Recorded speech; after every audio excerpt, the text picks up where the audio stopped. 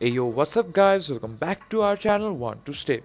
Today in this video I'm going to teach you how to delete your existing photos on Plenty of Fish dating app from Plenty of Fish dating app website. Now first of all, open your web browser and type in www.pof.com, which is the official website on the PC.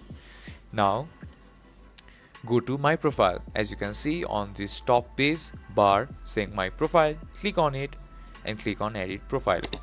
Now scroll down a little bit and click on upload photos, and as you can see here you have uploaded two photos here, or my existing two photos here.